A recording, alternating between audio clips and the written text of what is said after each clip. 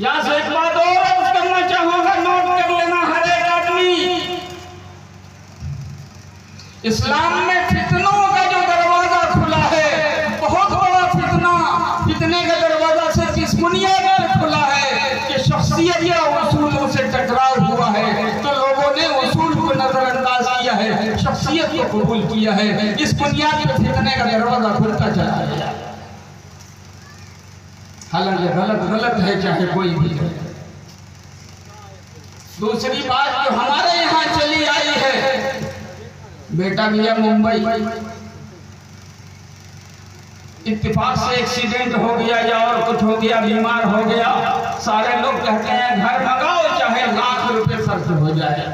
मेरे दामाद जनाब मौलाना जुनैद अहमद कासमी साहब, अल्लाह ताला उन्हें करवट करवट जन्नत नसीब फरमाए, बड़े नेक बड़े सालेह, इंतकाल हो गया। मैं रास्ते में था, पटना पहुंचा हुआ, खबर आ गई, अल्लाह को प्यारे हो गए। थोड़ी देर के बाद वहां से खबर, फिर फोन किया गया मुझको कि आप क्या कहते हैं, नमाज कहाँ होगी।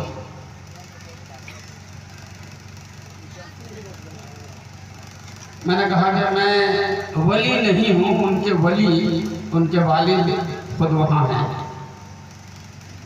उनसे पूछ लीजिए।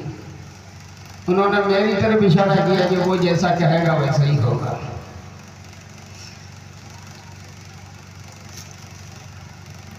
उनसे बात की मैंने कहा ये बहुत बड़ा हादसा है और इम्तिहान का मौका है आपके लिए भी, मेरे लिए भी।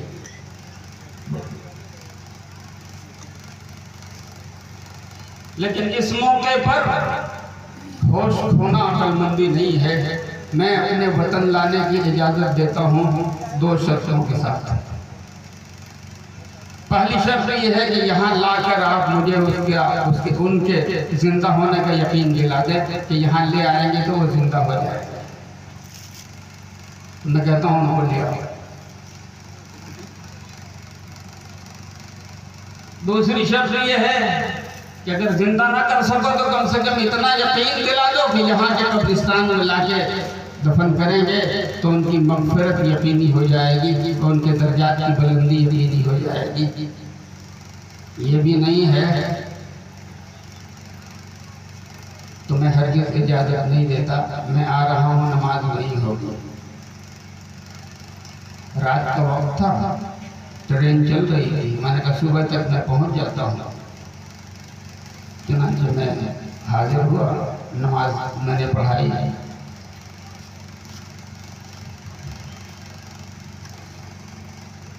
इस बीच में जो इलाके के नौजवान थे वो सब तैयार हुए। फिर मुफ्ती साहब का फोन आया मेरठ से मेरे पास कि सब जमा हैं, वो कह रहे हैं कि जो भी खर्चा होगा आप लोग ना करें, आप फिक्र मत करें, हम लोग बर्दाश्त कर लेंगे। मैंने कहा कि जब दीन का कोई मसला खड़ा होता है तो सबकी जेब बांझ हो जाती है और इस्लाम के हुक्म के टूटने का मसला खड़ा हो रहा है तो सारे लोग हाथी ताई के रिश्तेदार मान लेते हैं। मैं कहा मैं बताता हूँ, दिखाता हूँ।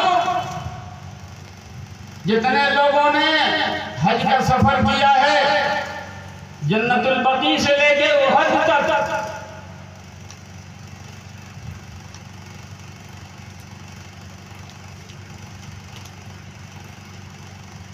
और जन्नतुल बकी पूरी दुनिया का ऐसा तन्हा कब्रिस्तान है जिसका मुकाबला दुनिया का कोई कब्रिस्तान नहीं कर सकता।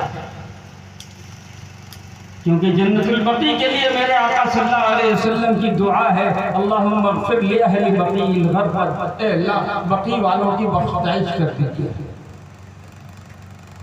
ए अल्लाह बकी वालों की बख्शाइश कर दीजिए। ये सआदत, ये बशारत, ये फजीलत दुनिया के किसी कब्रिस्तान को हासिल नहीं है, हत्ता कि जन्नतुल मुअल्ला को भी नहीं। अब गौर करो, जन्नतुल बकी से लेके उहद तक 3 किलोमीटर का फासला है। 3 किलोमीटर। अब बिल्डिंगें बन गई, जरा घूम के जाओ तो 5 किलोमीटर, लेकिन जब बिल्डिंग नहीं बनी थी तो 3 किलोमीटर। जितने हुज्जाज गए हैं वो सारे के सारे लोग जानते होंगे कि शुहदाए उहद के नाम से 70 सहाबाए किराम जो शहीद हुए थे वो सब की कब्रें वही हैं। क्या हो गया था? 3 किलोमीटर ऊंट पे लाद के बक़ी में दफन नहीं कर सकते थे।